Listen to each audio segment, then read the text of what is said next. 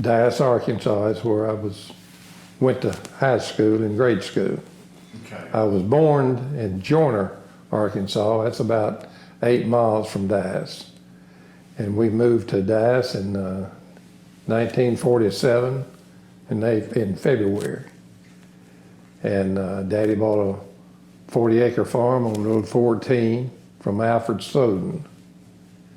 And we lived there up until I graduated from high school in 1959.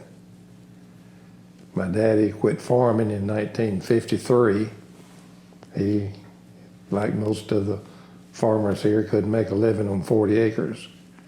And he went to Moline, Illinois, and went to work for John Deere people. And from that, after I graduated from high school, my mother went up there with him and stayed until he retired. I married my high school sweetheart, I guess you'd say. I went with in high school, Santa Kimbrell. We've had one son. He's 54 now, works for UPS. And but if you go back to Dallas, that was some of the best years of my life. I've always said that because of the fact that I feel like we were all one family out here, you know, whether you lived on Road 14 or 16 or 9 or 5 or 3, all of these roads was numbered back then. And I can remember being in school a lot of times, and I could get a little piece of paper and almost draw every road on Dallas and put, not all, but a lot of the houses, dots where a house would be, where I knew people lived. And I didn't go with a lot of girls out here at Dallas, 2 or 3. And, but we played basketball. I had a good basketball team from junior high through senior. And we had my favorite coach was Coach Parks. He coached us in the 7th grade, 8th grade, and 9th grade. And then he left Dallas and went to Missouri as a superintendent up there. And but the years that he was here at Dallas that I played ball under him was some of the best years of my life. Now, we in one of those years we won the junior state tournament in Harrison, Arkansas, 1955. Tom Cash was on that team, and he made All-State. Dean Goodman made All-State, and I made All-State. And I can't remember the team that we beat to win the state championship, but it was in Harrison, and it was something that we was really proud of. And after Coach Parks left, his father came here, Coach Parks Sr., and he coached me in the 11th and 10th and 11th grade. And we had a good team then. We went to state, but we never did win it. But we would always win the county and most of the time the district. In my senior year, Lynn Cox was our coach. And we went to the state tournament and lost out in the state there. But we had some real good, and prior to me playing, if you go back to the early days, I'm going to say 1952, 3, 4, along in there, we had some fine ball players that went on to college. And none of them went to pros, but we had several that went to college on scholarships. Jim Kimber was one, Wayne Lemons, and I don't know, it was just a group of people out here at Dallas that is very unique, but because everybody knew everybody. I don't, it's just not only the person, but you would know their brothers, their sisters, the parents, and a lot of times their dog's name. And, but it was just part of living, I guess, and everybody always took up for each other. And one thing that Coach Parks brought to Dice, most of the time when you would go off to play basketball, you'd go in jeans or just everyday clothes. Well, when he came here, he changed all that. He got all the players and the manager. You wore a suit or dress pants and a sport coat. And when Dice people would walk in, you would know. And we took a lot of pride in that. But we always had, here at Dice, usually one of the better teams in the district at least. And we didn't only stay with the B schools, we played B schools in AA, like Jonesboro, Blytheville, Osceola. They were larger schools, but we could beat them, and did beat them.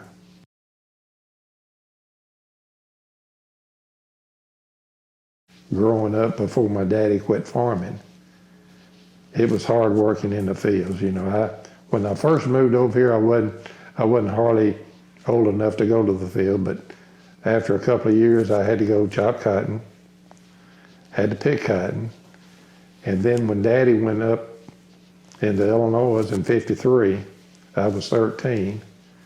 He farmed for that year he went up there. We raised. It was so bad that spring we could not only we couldn't raise no cotton because it was too late. We planted our old farm in beans and had a fair crop of beans. And in '54 we raised some cotton, my mother and I, and Daddy came back home. He would, first couple of years he was up there, he would get laid off, in certain times of the year, and he'd come back and help work on the farm some. And when he got his call to go back, he'd go back to work in Illinois. And but after '54, he started renting it out to different people, and the last people that rented it, they did real good, and they ended up buying it from my parents. But it was just a good place to come up in high school. I just really enjoyed it. My mother, after Daddy went up into Illinois, she got the job at the lunchroom, being a supervisor of the lunchroom, my 10th, 11th, and 12th grade. And after I graduated, of course, she went back to Illinois. What was your mother's name? Avie. How do you spell that? Avie. Avie Irene Burlison. Okay. And your dad's name was? Aaron, Aaron. Okay. They called him Doc. Why they did that, I don't know. But most everybody knew him as Doc. And he worked at the gym some when he would get laid off in the year. He would come up and weigh cotton at the gym. And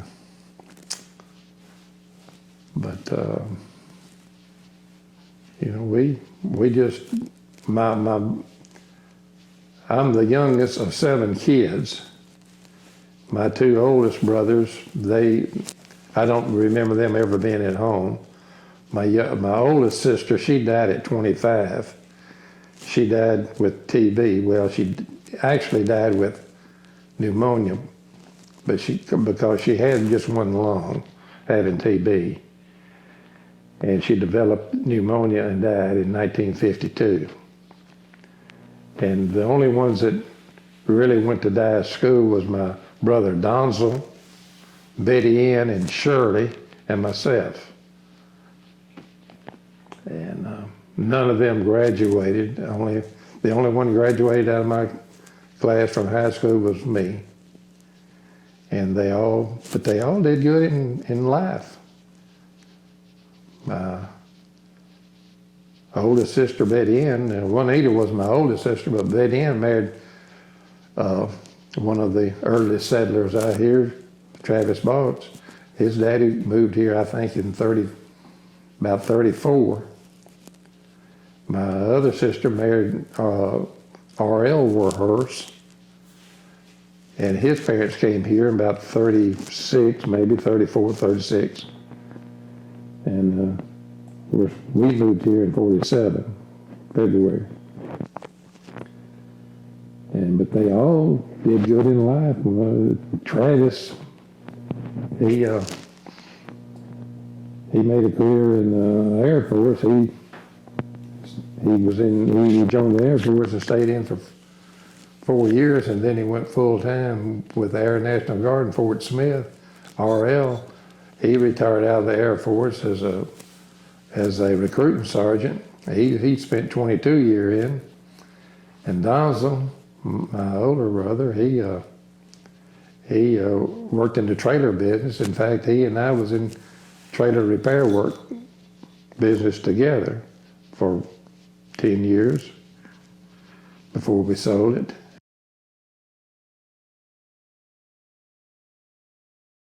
Now, Donzel was married to Johnny Cash's sister, Reba, and they had 2 boys. Now, Donnie lives in Palco, Kansas, and he's in the oil business out there. And Ricky, the youngest, he died when he was 38. He had a problem with alcohol, and he just didn't do right. Well, Reba was really a card. In fact, you know, when they first got married, Donzel and Reba got married in I would say early part of 50. And they lived here at Dallas, and Donzel worked at Evadale. That's a refinery over Wilson, Arkansas. And they had a little restaurant out from Evadale there called Evadale Cafe. Reba worked there, and of course Donnie was born in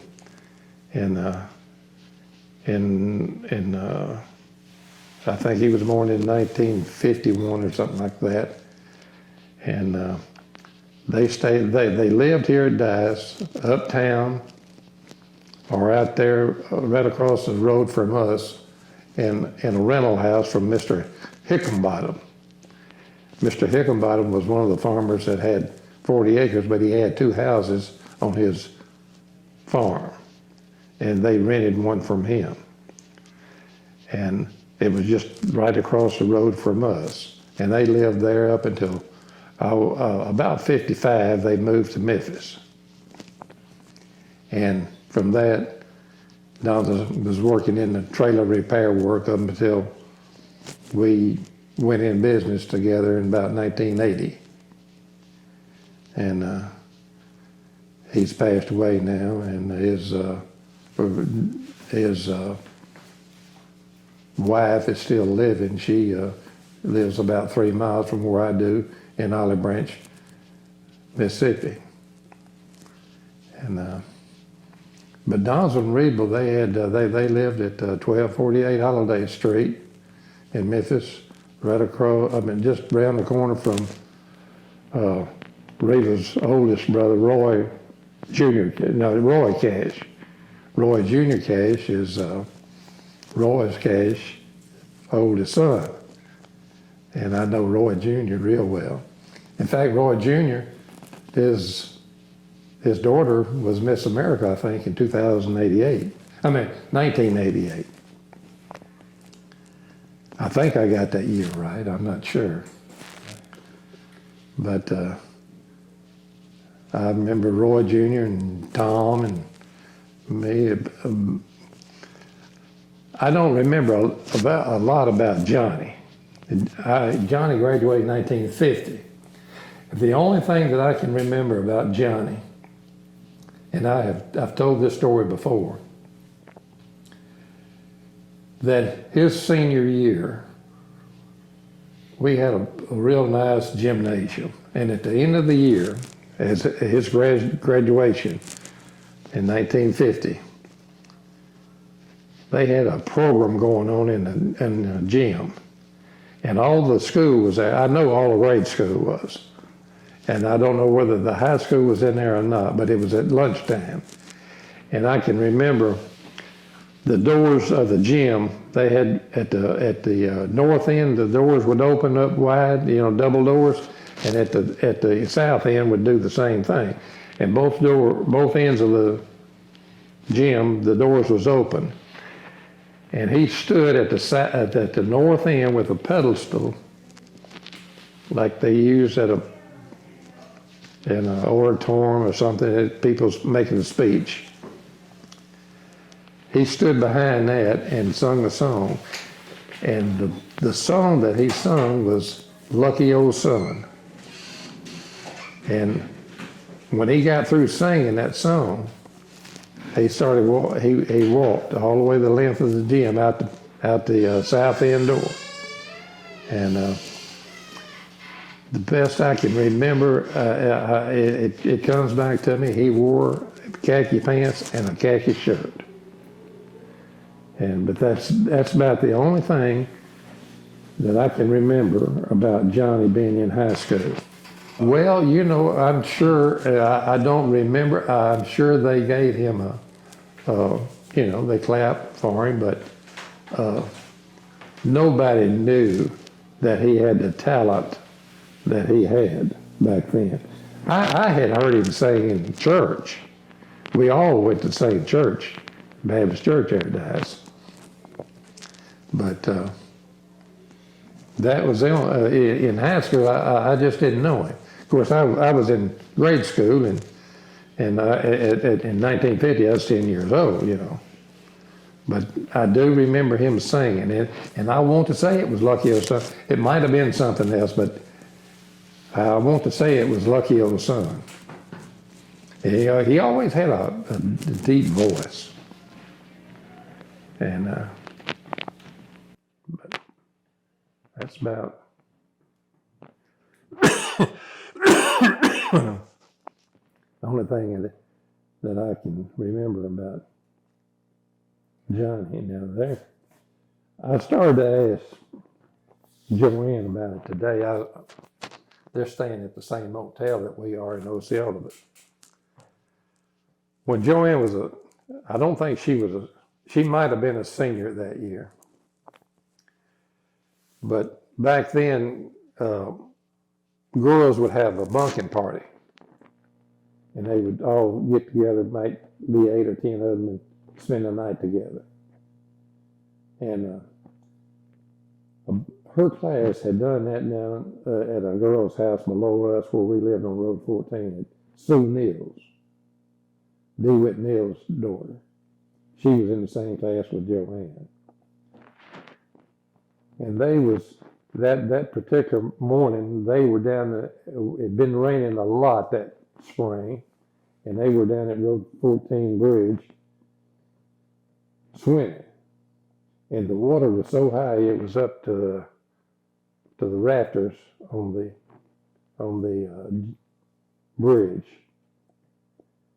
Well, Joanne and several of them girls was out there swimming around, and I came up, me and another boy on our bicycles, and there was a boat down there tied to one of the posts on the bridge. And they were swimming away from that boat and coming back. And Joanne got out a little bit too far, and the water was real swift, and she couldn't get in back to that boat. And I saw that she was panicking, and I jumped in, and I got to her, and I thought she was going to drown me. And the last thing that I did is I kind of went down under the water, and I took her around the waist, and I pushed her, and I just so happened to push her towards that boat.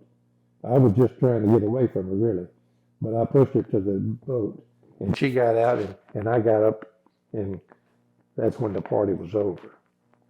I got out of the water, and she got out of the water, and they went back to their Sue Neal's house, and I went home, and I never have forgot that today.